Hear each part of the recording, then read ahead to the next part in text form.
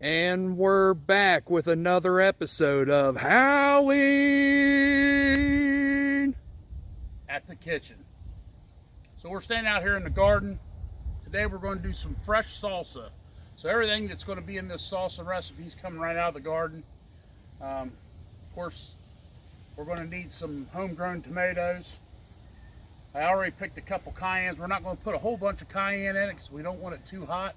If you pan around here, you'll see a willow tree that just fell on me last Saturday, which was a fantastic, and I mean fantastic experience. I was mowing grass and the tree fell on me, destroyed the mower, hit me in the back, and the tree disintegrated when it hit me. It was fantastic. So we're going to grab a few more tomatoes. Eric, come in here. Grab me a couple more tomatoes. Nice big fat red tomatoes. So I already got the cayennes. We'll come over here. These are red Hungarian wax. These are actually a sweet pepper. Yeah, we'll just take a couple of these. Then we got some red sriracha's. These got some heat on them, so we won't put a whole bunch of those in there. And these right here, we did a video of Kingpin eating one of these raw. These little things right here, believe it or not, 1 million Scoville units. Each one of those. We'll just put a couple of them in there. Make a little heat. Grab that tomato right there. And then these banana peppers. All right, we'll head on inside to the kitchen and start making this recipe. All right, so we're going to start off with the base, and the base of our salsa slash pico. It's actually a pico because it's fresh. Everything's fresh. So nothing's going to be cooked down. So when we eat these with chips, it's going to be fresh vegetables. So tomato is the base. So we'll start with the tomato. And the way I do that is I'll make several slices in the tomato like so. Then I come back. Now the tomatoes I don't like putting in the blender because you lose your consistency with them when they get blended. And we like our salsa nice and big and chunky. So you want your tomato chunks to look like that. When I get to this part of the tomato, I'll just trim off all the stuff that's not good, keep everything that is. So I'll finish the rest of these tomatoes and we'll come back with step 2. All right, so we got a big mess of tomatoes here.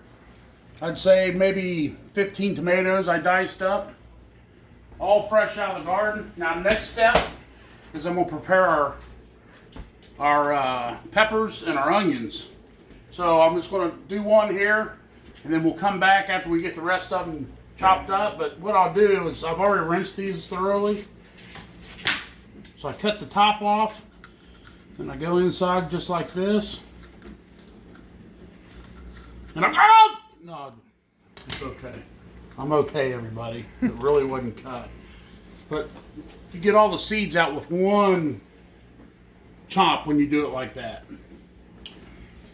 And then I'll just cut it in half.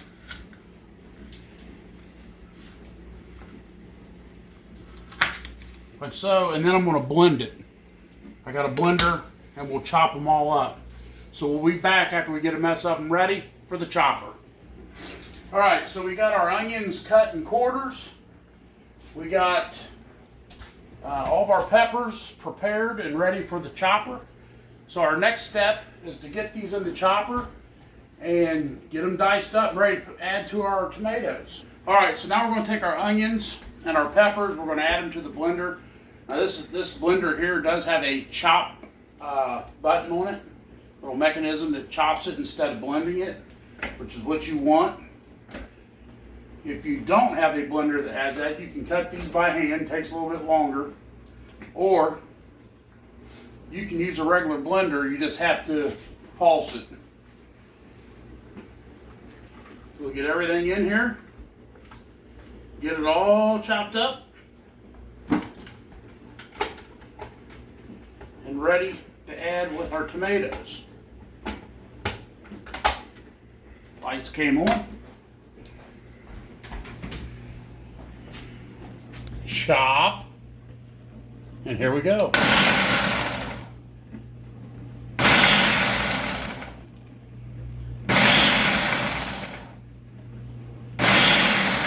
Now I'm going to stop it. What happens is you get some peppers that evade them blades, and you just kind of push them down into the blades and hit the chop button again.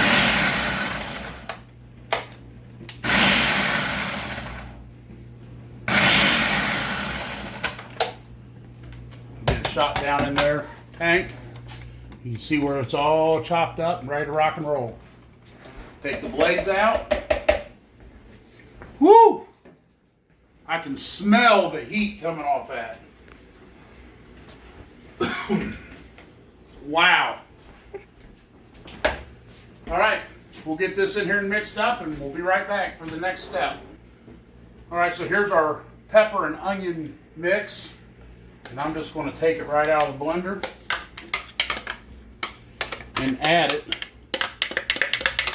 right to those tomatoes, like so.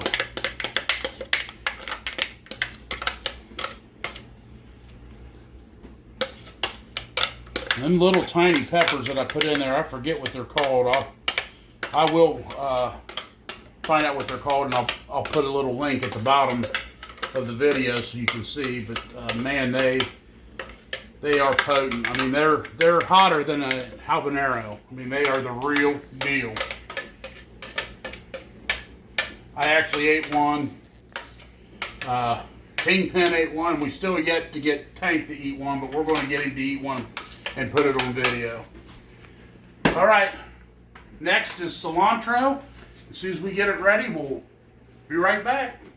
All right, so these next two pieces that we're putting in our salsa didn't come out of the garden. So we got some organic cilantro and we got some organic green onions.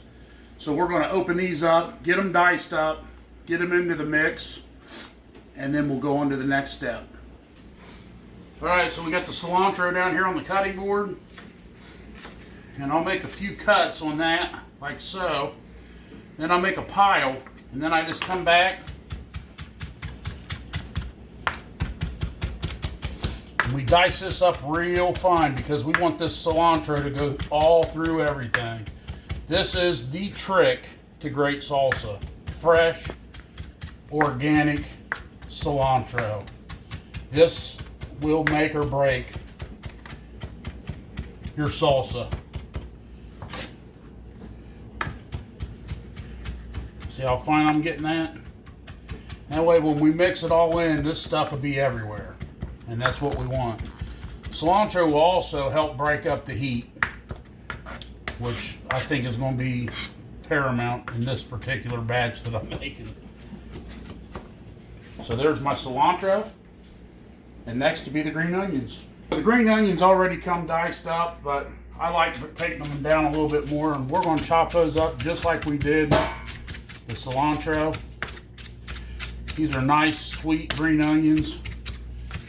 They'll give you a little sweet flavor to your salsa.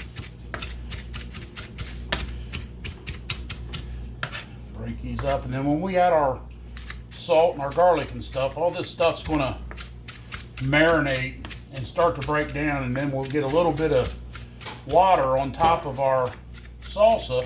When we mix it all in, it'll be nice and juicy and perfect for chips.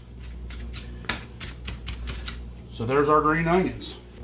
All right, for our finishing touches here, we're going to add some garlic salt, some Italian seasoning. Italian seasoning has oregano, bay leaves, and thyme. It's a real good combo for your salsa. and then we'll top it off with garlic powder. A lot of people like to use fresh garlic. I don't, because I think garlic overpowers everything. So I like to go in with a nice mist of the garlic powder, top it off. Then we're going to stir it all up. We'll cover it with saran wrap, get it in the fridge, let it sit for about 20 minutes, and it'll be ready to go.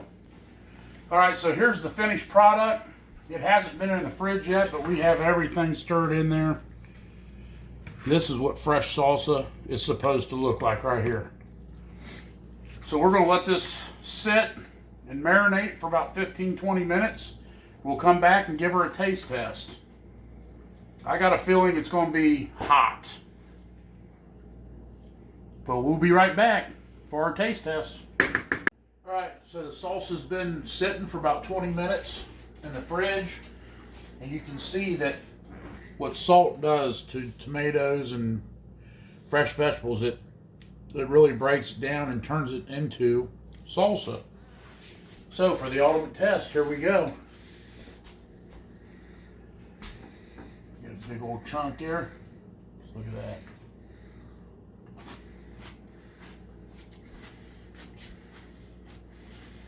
Now that is some good salsa. And with that being said, all fresh garden tomatoes, peppers, the whole 9 yards. Fresh salsa at Howling at the Kitchen.